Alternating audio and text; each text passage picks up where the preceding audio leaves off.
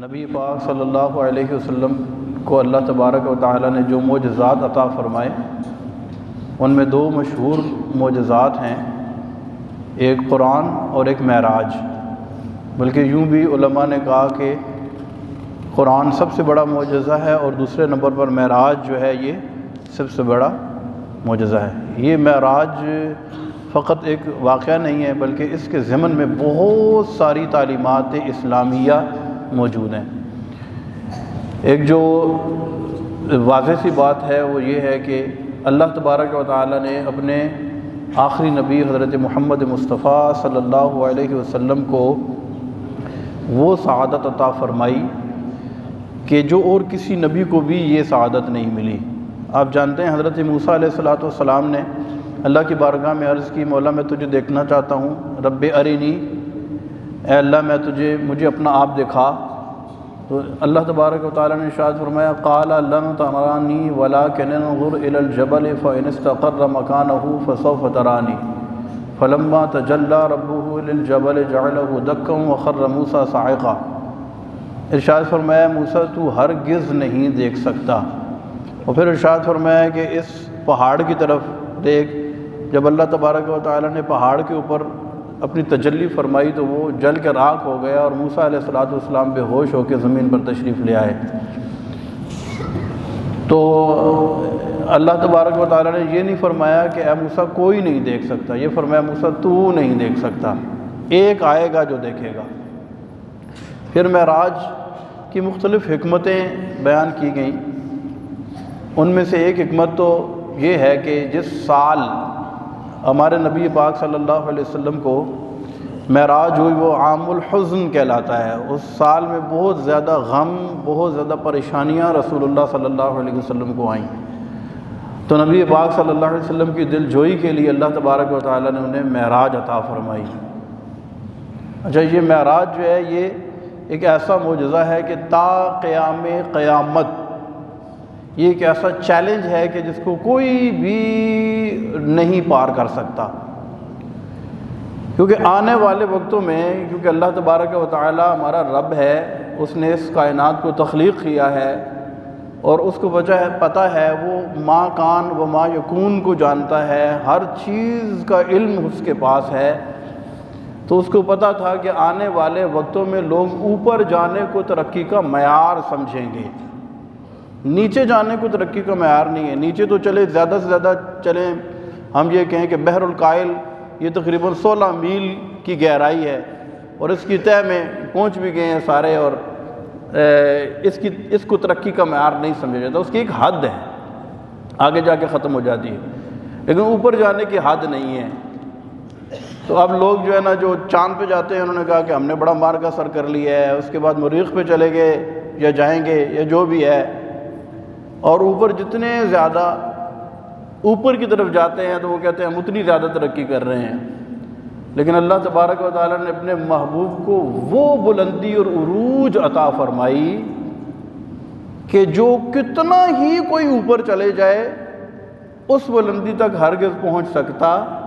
کوئی حد ہے ان کے عروج کی، بلغ العلا بکمالہ، سرے لامکاں سے طلب ہوئی سوئے منتہا وہ چلے نبی۔ کوئی حد ہے ان کے عروج کی، بلغ العلا بکمالہ، ان کے عروج کی کوئی حد نہیں ہے۔ قرآن میں اللہ تبارک و تعالیٰ نے اس معراج کو بیان فرمایا، مسجد حرام سے مسجد اقصی تک کا معراج نص قرآنی سے ثابت ہے۔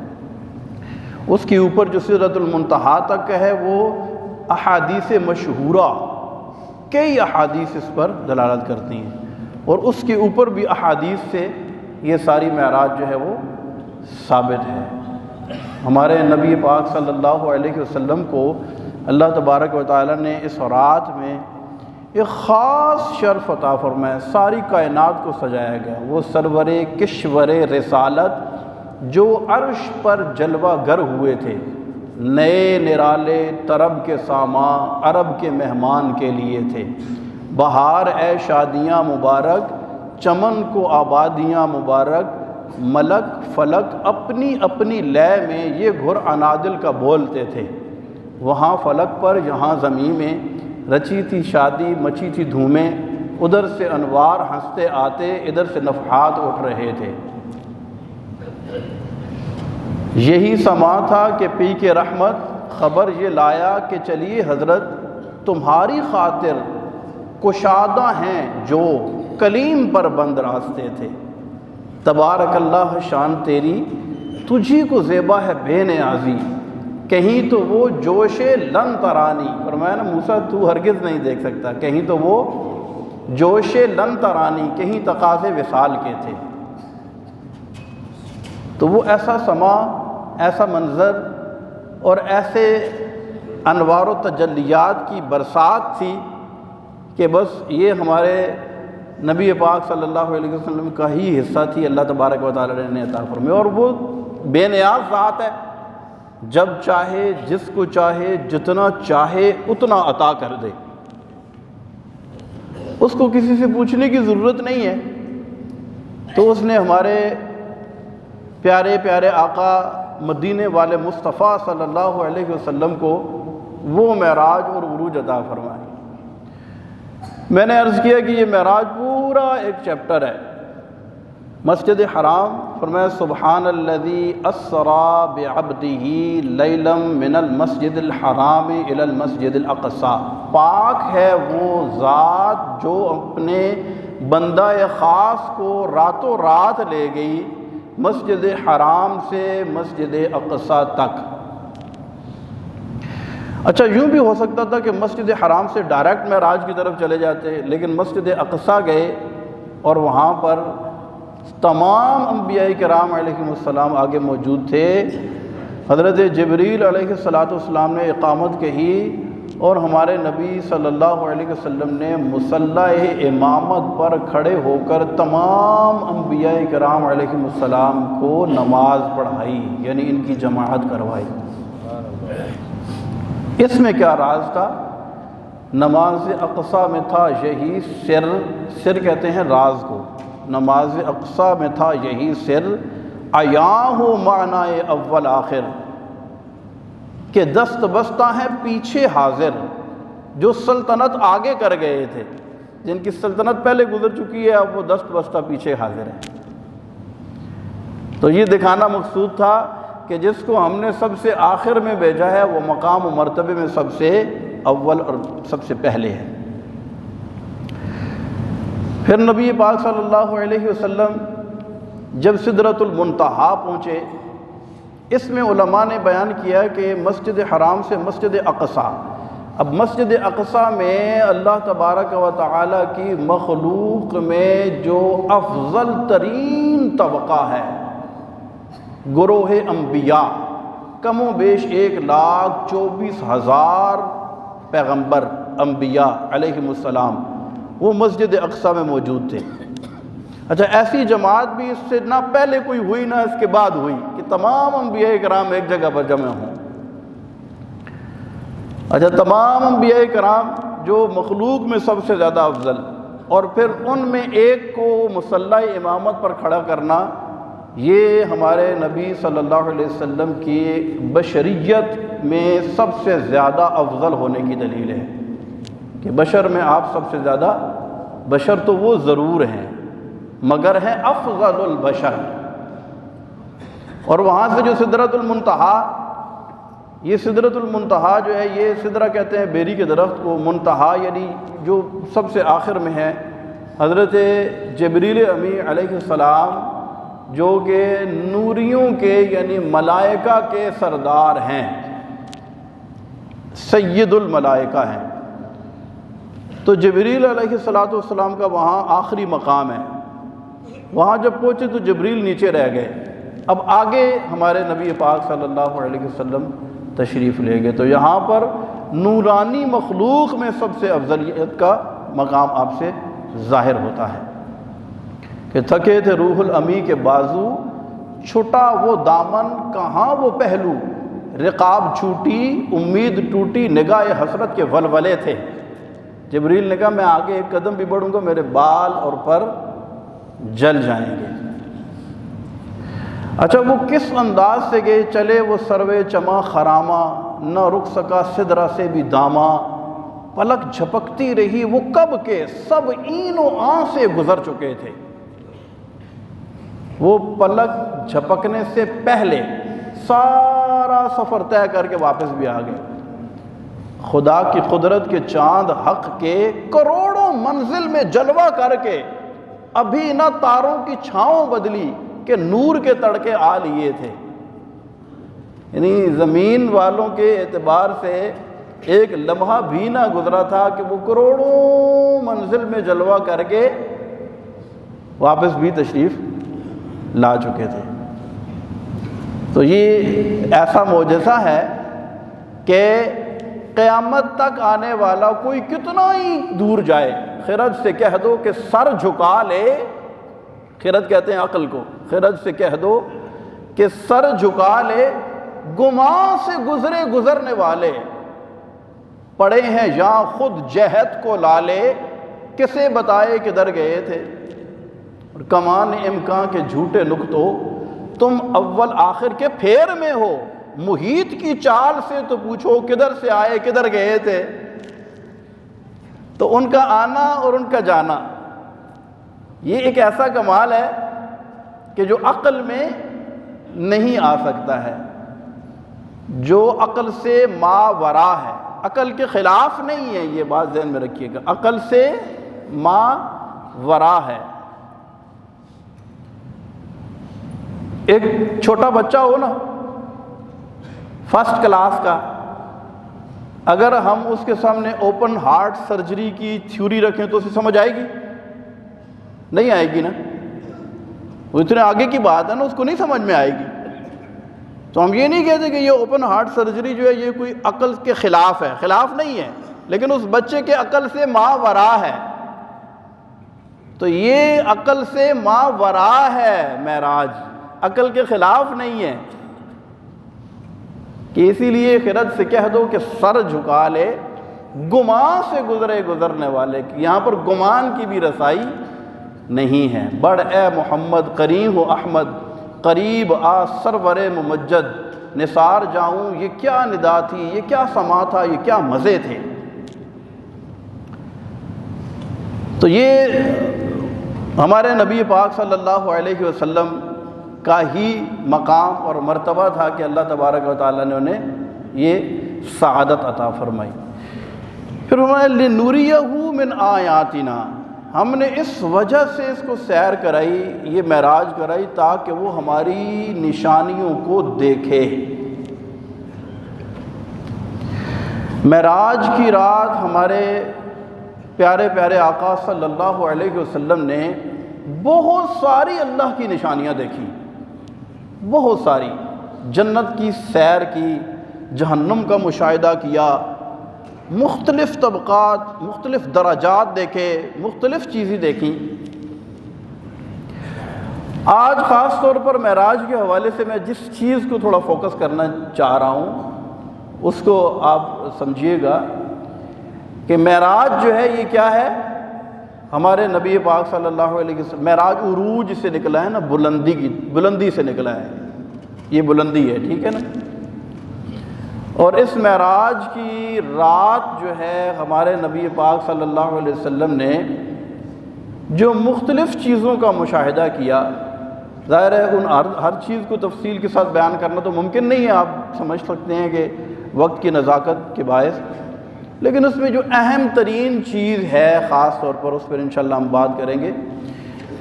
میرے نبی پاک صلی اللہ علیہ وسلم نے دیکھا کہ ایک شخص کو عذاب ہو رہا ہے دوزخ کے اندر۔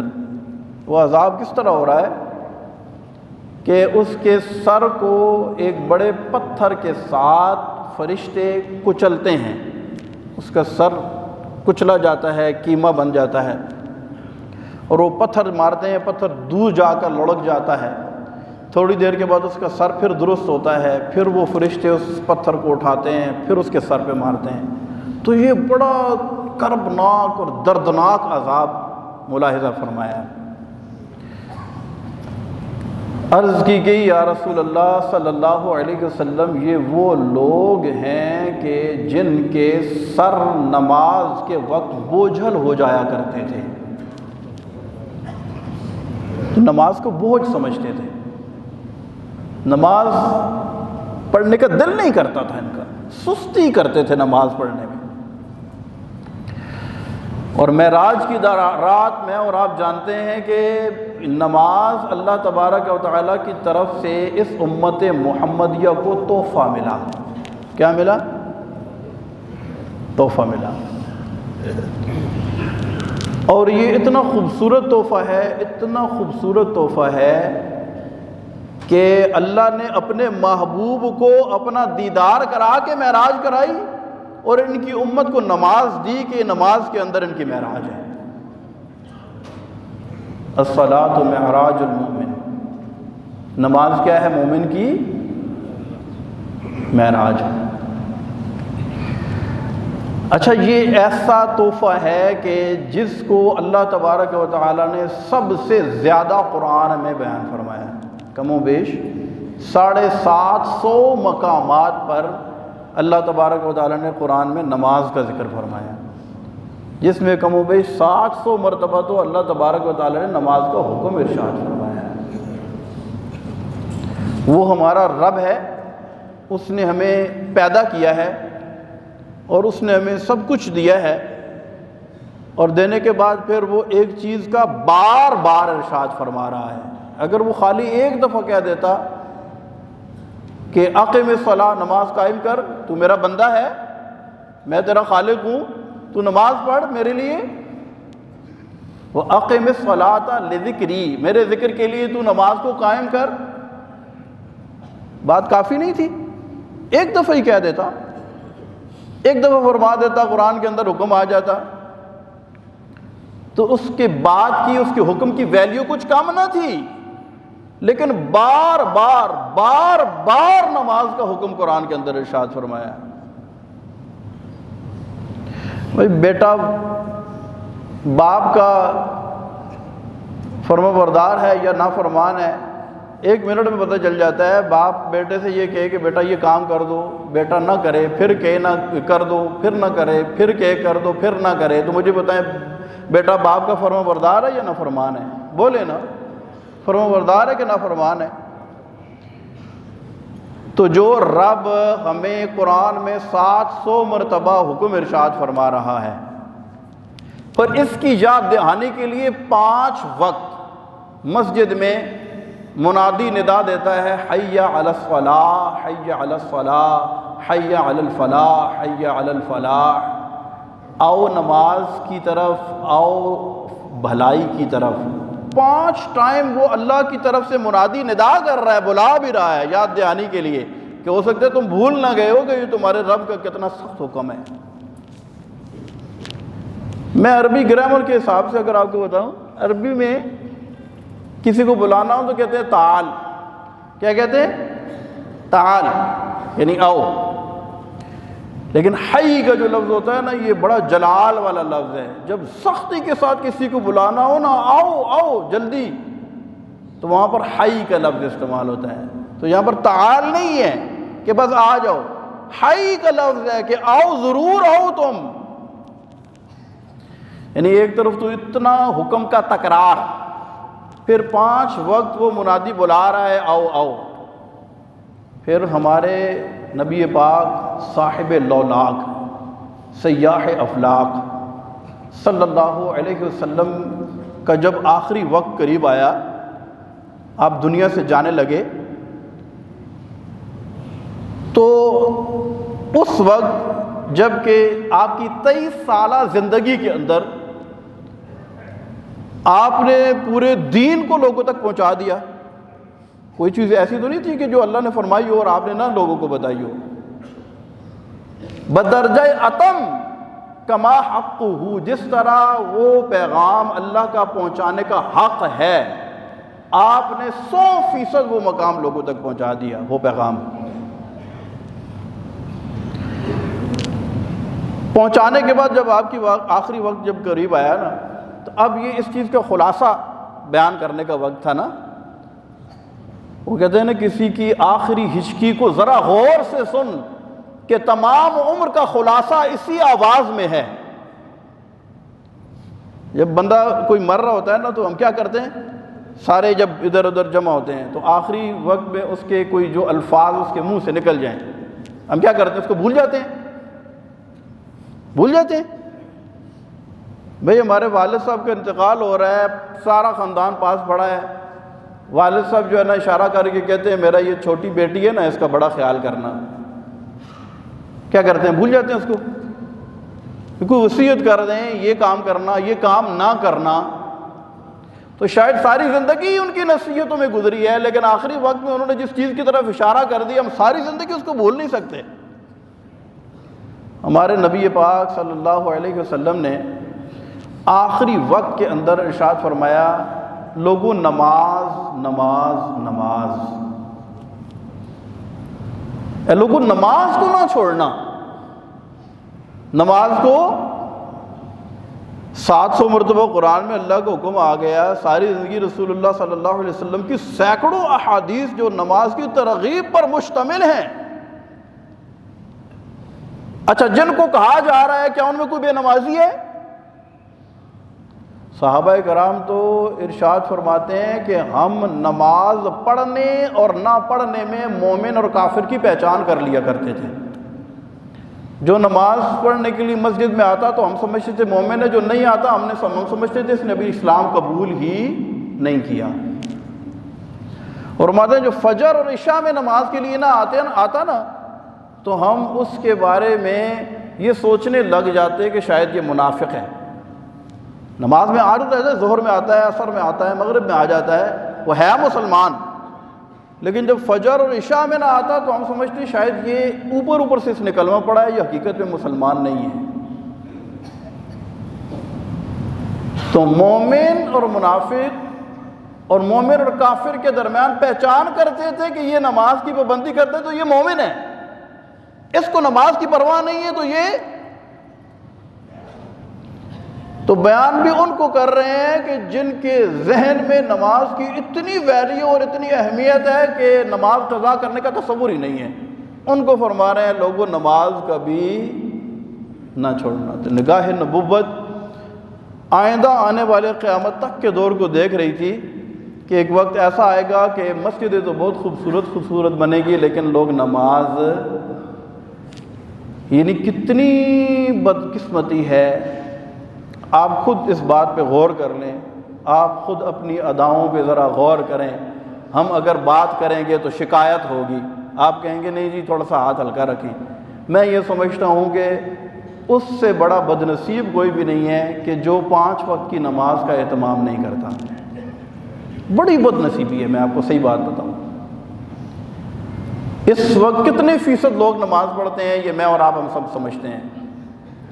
چاروں طرف دیکھیں مساجد کے قریب کتنی آبادیاں ہیں، ہم کتنے لوگ نماز پڑھنے کے لیے مسجد میں آتے ہیں۔ ہماری مائیں بہنیں جو مجھے سن رہی ہیں وہ دیکھیں کہ وہ کتنا نماز کا اہتمام کرتی ہیں۔ گھر میں مہمان آ جائیں تو وہ کتنا اس کے لیے اہتمام کرتی ہیں۔ اگر کسی فنکشن میں ہم چلے جائیں، یعنی یقین کریں دل خون کے آنسو روتا ہے، میں آپ کو صحیح اپنے دل کا درد بیان کر رہا ہوں۔ یعنی پھر اوپر سے ہم روتے ہیں، ہم کہتے ہیں یار کیا ہوگا، لوگ ہمارے پاس آتے ہیں کہتے ہیں یار پتہ نہیں سمجھ نہیں آ رہی مفتی صاحب، بڑی آزمائش ہے، رزق کی تنگی ہے، گھر میں ناچاکی ہے، پریشانیاں ہیں، زندگی میں سکون نہیں ہے، بس زندگی اجیرن بن گئی ہے اور بس جو ہے نا بس پریشانیاں ہی پریشانیاں، مصیبتیں ہی مصیبتیں۔ ہم اگر ان سے پوچھ لیں کہ بھائی آپ نماز کی پابندی کرتے ہیں، کہتے ہیں بس ہاں نماز کی پابندی تو کرتے ہیں، کبھی کبھی فجر کی نماز رہ جاتی ہے، بس کوشش کرتے ہیں۔ کیا کرتے ہیں؟ کوشش کرتے ہیں کہ نماز پڑھیں۔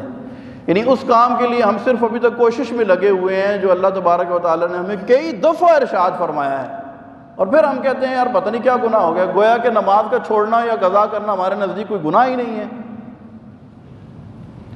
تو یہ نماز جو ہے یہ فرض عین ہے، 5 وقت کی نماز ہر مسلمان مرد و عورت پر فرض ہے، بچپن سے ہم سنتے اور پڑھتے آ رہے ہیں۔ تو اتنا بڑا مجمع ہے، وہ لوگ جو خالی جمعے والے دن آ جاتے ہیں، باقی نمازوں کا کوئی خاص اہتمام نہیں کرتے، تو میری ان سے گزارش ہے یار نماز پڑھا کریں آپ۔ تو آج کے بعد اگر اس سے پہلے کوئی بدقسمتی سے نماز میں سستی کرتا تھا تو آج کے بعد سب نیت کریں ادھر بیٹھے بیٹھے، یقین کریں مر جانا ہے ہم نے کیا کرنا ہے؟ ہم نے ایک دن مر جانا ہے، ان قریب ہماری موت کا فرشتہ ہمارے دروازے پر آ کر دستک دے گا، پھر ہماری نہیں چلے گی، پھر ہماری مانی نہیں جائے گی، ہم ترلے کریں گے، ہم روئیں گے، جو مرضی کریں گے، پھر ہماری بات کی کوئی ویلیو نہیں ہوگی، ہم نے اللہ کی بارگاہ میں پیش ہونا ہے۔ تو جو لوگ نماز میں سستی کرتے ہیں، آئندہ نیت کریں کہ انشاءاللہ ہماری کبھی بھی نماز قضا نہیں ہوگی۔ یہ معراج کا خاص تحفہ ہے، معراج والے آقا کا، جو اللہ کی طرف سے خاص طور پر ہمارے لیے لے کے آئے ہیں۔ ہم محبت رسول کا دعویٰ بنے، ہم بڑے عاشق رسول ہیں جی، ہم بڑی محبت کرتے ہیں، اور محبوب جو اللہ کی بارگاہ سے ہمارے لیے تحفہ لے کے آئے، جس کے بارے میں فرمایا کہ جعلت قرۃ عینی فی الصلاۃ، کہ نماز کے اندر میری آنکھوں کی ٹھنڈک رکھی گئی ہے۔ جو اللہ کے رسول فرماتے ہیں میری آنکھوں کی ٹھنڈک ہے نماز، اس کو یہ غلام اور یہ دعوے دار نماز کو قبول ہی نہ کرے تو وہ اپنے دعوی محبت میں کتنا سچا اور کتنا جھوٹا ہے، اس کا فیصلہ ہم خود کر سکتے ہیں۔ اللہ تبارک و تعالی ہمیں عمل کی توفیق عطا فرمائے۔